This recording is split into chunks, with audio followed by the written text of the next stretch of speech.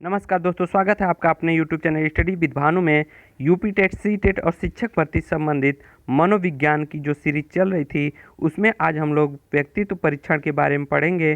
तो वीडियो को जल्दी से लाइक और शेयर कर दीजिए। अगर आपने मेरे चैनल को सब्सक्राइब नहीं किया है तो चैनल को जल्दी से सब्सक्राइब कर लीजिए। चलिए वीडियो को स्टार्ट करते हैं। तो आज हम लोग पढ़ेंगे व्यक्तित्व परीक्षण के बारे में, जिसको इंग्लिश में कहा जाता है पर्सनालिटी टेस्ट। व्यक्ति के व्यक्तित्व को मापने के लिए जो परीक्षण किया जाता है उसको व्यक्तित्व परीक्षण अर्थात पर्सनालिटी टेस्ट कहा जाता है। चलिए इसमें पहला पॉइंट देखते हैं। पहला पॉइंट है व्यक्तित्व परीक्षण को मुख्यतः 3 भागों में बांटा गया है। तो देखते हैं कौन कौन से भाग हैं वो। पहला है आत्मनिष्ठ विधि, दूसरा है वस्तुनिष्ठ विधि और तीसरा है प्रक्षेपी विधि। व्यक्तित्व परीक्षण को 3 भागों में बांटा गया है, आत्मनिष्ठ विधि, वस्तुनिष्ठ विधि और प्रक्षेपी विधि। अब आगे एक एक करके तीनों विधियों को देखेंगे। चलिए आगे देखते हैं। पहला है आत्मनिष्ठ विधि। आत्मनिष्ठ विधि के बारे में हम लोग जानेंगे। तो आत्मनिष्ठ विधि में व्यक्ति के व्यक्तित्व की जांच स्वयं परीक्षक द्वारा की जाती है। और आगे है आत्मनिष्ठ विधि को 4 भागों में बांटा गया है। तो चलिए देखते हैं 4 भाग कौन कौन से हैं। इसमें पहला है जीवन इतिहास विधि, दूसरा है प्रश्नावली विधि, तीसरा है साक्षात्कार विधि और चौथा है आत्मकथा लेखन विधि। तो एक एक करके सभी विधि के बारे में जानेंगे। चलिए देखते हैं। इसमें पहला है जीवन इतिहास विधि।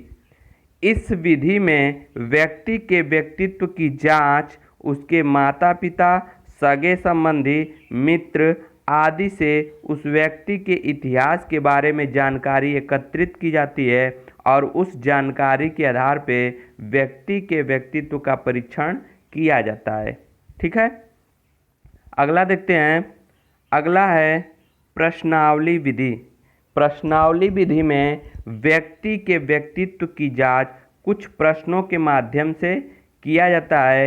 इस विधि में व्यक्ति के सामने कुछ प्रश्न प्रस्तुत किए जाते हैं और उस प्रश्न का जैसा वो उत्तर देता है, जैसा उसका जवाब देता है, उसके आधार पे उसके व्यक्तित्व का परीक्षण किया जाता है। ठीक, अगला देखते हैं। तीसरा है साक्षात्कार विधि। साक्षात्कार विधि जिसको इंटरव्यू कहा जाता है, बहुत से एग्जामों में इंटरव्यू होता है, वही है साक्षात्कार विधि। तो इस विधि में परीक्षक और परीक्षार्थी एक दूसरे के आमने सामने होते हैं, अर्थात प्रत्यक्ष होते हैं, सामने बैठे होते हैं और जो परीक्षक होता है वो परीक्षार्थी से प्रश्न करता है और उन प्रश्नों के माध्यम से उसके व्यक्तित्व का परीक्षण करता है। अगला है आत्मकथा लेखन विधि।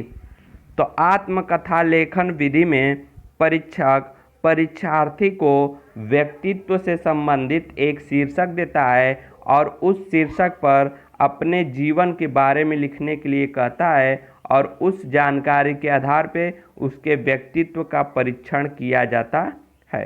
तो ये हुआ आत्मकथा लेखन विधि।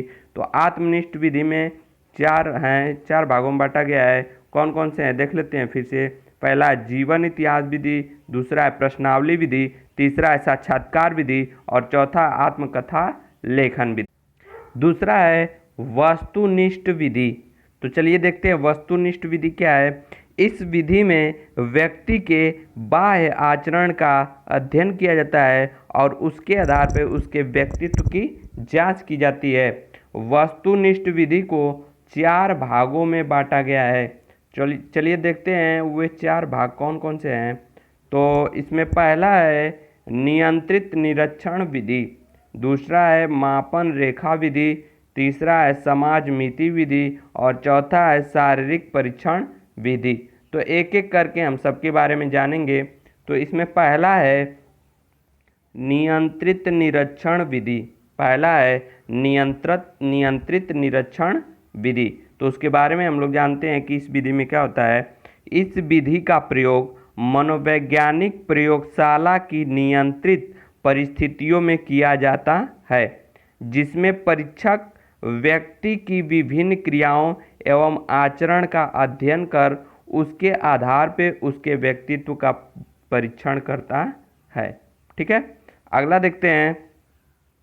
अगला है मापन रेखा विधि। तो मापन रेखा विधि क्या होता है देखते हैं। इस विधि में व्यक्तित्व संबंधी गुणों का मापन एवं मूल्यांकन स्वयं व्यक्ति से या उसके संपर्क में रहने वाले व्यक्तियों से किया जाता है।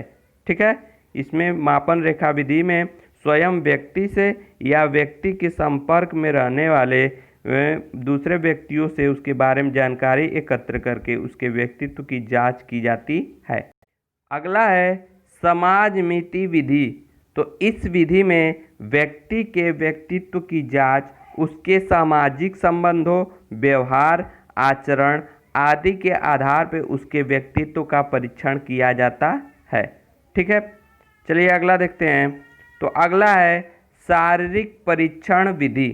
तो इस विधि में उसके शारीरिक गुणों के आधार पे उसके व्यक्तित्व का परीक्षण किया जाता है। ठीक है, आगे देखते हैं।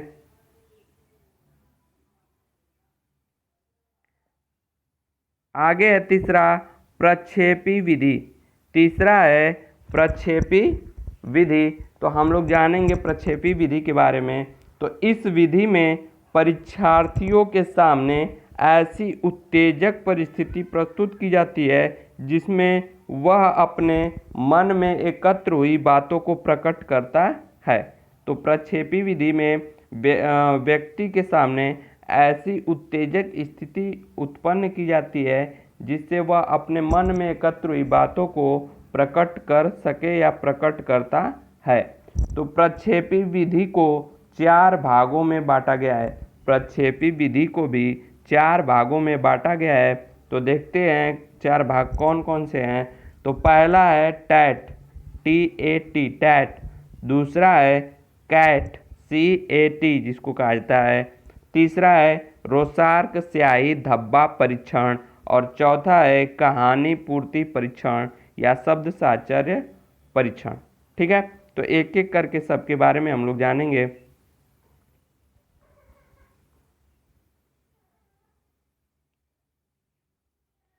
तो इसमें पहला है टैट।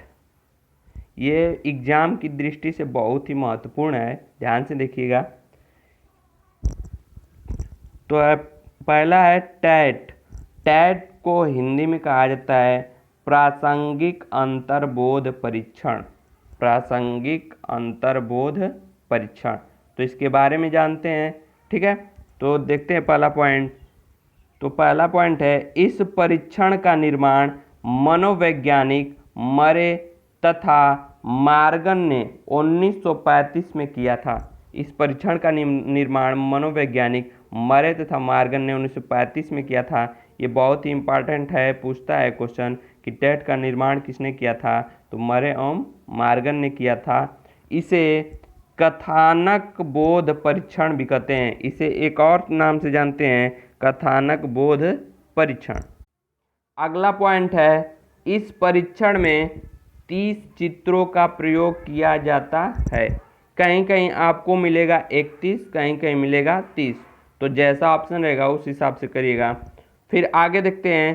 सभी चित्र पुरुष एवं स्त्रियों के होते हैं, जिनमें 10 चित्र पुरुषों के लिए, 10 चित्र महिलाओं के लिए तथा 10 चित्र दोनों के होते हैं। ठीक है, और इन चित्रों को देने के बाद परीक्षक परीक्षार्थी को कहानी लिखने का निर्देश देता है और इन कहानियों में परीक्षार्थी अपनी इच्छाओं, संवेगों, विचारों और भावनाओं को व्यक्त करता है और इसके आधार पे उसके व्यक्तित्व का मापन किया जाता है। आगे देखते हैं। आगे है दूसरा है कैट, जिसको हिंदी में कहा जाता है बाल संप्रत्यक्ष परीक्षण। ठीक है, तो इसके बारे में हम लोग देखते हैं। तो इसमें पहला पॉइंट है इस परीक्षण का निर्माण लियोपोल्ड बायलक के द्वारा 1948 में किया गया। तो ये क्वेश्चन बहुत ही इंपॉर्टेंट है, कई बार पूछा जा चुका है एग्जाम में कि इस परीक्षण का निर्माण लियोपोल्ड बैलक के द्वारा 1948 में किया गया। ठीक है, अगला पॉइंट देखते हैं। इसमें अगली पॉइंट है कि इस परीक्षण में चित्रों की संख्या 10 होती है। इस परीक्षण में 10 चित्रों का प्रयोग किया जाता है। सभी चित्र किसी जानवर से संबंधित होते हैं। जो चित्र होते हैं वो जानवर के होते हैं, किसी न किसी जानवर के होते हैं जो पुरुषों जैसा व्यवहार करते हैं। जो उस पर चित्र बने होते हैं जानवर के, वो ऐसे होते हैं कि जो पुरुषों जैसा, आदमियों जैसा, व्यक्ति जैसा व्यवहार करता है। ठीक है, तो ये होता है। अगला पॉइंट देखते हैं। अगला पॉइंट है कैट परीक्षण टैट के समान ही होता है। अंतर यह है कि टैट वयस्कों के लिए तथा कैट बच्चों के लिए प्रयोग किया जाता है। यह परीक्षण 3 से 11 वर्ष के बच्चों के व्यक्तित्व मापन के लिए प्रयोग किया जाता है। जो कैट परीक्षण होता है 3 से 11 वर्ष के बच्चों के व्यक्तित्व मापन में प्रयोग किया जाता है, और टैट जो होता है वयस्कों के व्यक्तित्व के मापन के लिए प्रयोग किया जाता है। ठीक है, अब आगे देखते हैं। आगे है रोसार्क स्याही धब्बा परीक्षण। तो रोसार्क स्याही धब्बा परीक्षण क्या होता है उसको हम लोग देखते हैं। तो ये इसमें पहला पॉइंट है, इस परीक्षण का निर्माण हरमन रोसार्क के द्वारा 1921 में किया गया था। ठीक है, तो रोसार्क स्याही धब्बा परीक्षण का निर्माण हरमन रोसार्क ने 1921 में किया था। अब अगला पॉइंट देखते हैं। अगला पॉइंट है, इस परीक्षण में 10 स्याही के धब्बों के कार्डों का प्रयोग किया जाता है, जिसमें 5 बिल्कुल काले, 3 लाल तथा 2 अन्य कलर के होते हैं। जिसमें 5 बिल्कुल काले होते हैं, 3 लाल तथा 2 अन्य कलर के होते हैं। रोसार्क स्याही धब्बा परीक्षण में 10 स्याही के कार्डों धब्बों के कार्डों का प्रयोग किया जाता है, जिसमें 5 बिल्कुल काले कार्ड होते हैं, 3 लाल कार्ड होते हैं और 2 अन्य कलर के कार्ड होते हैं। और इन कार्डों पे बने धब्बों के आधार पे परीक्षार्थी को वो लिखने के लिए कहा जाता है और उसके आधार पे उसके व्यक्तित्व का परीक्षण किया जाता है।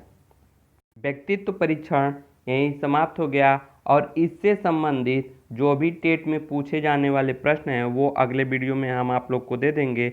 और ऐसे ही वीडियो एजुकेशन वीडियो के लिए आप मेरे चैनल को सब्सक्राइब कीजिए। धन्यवाद।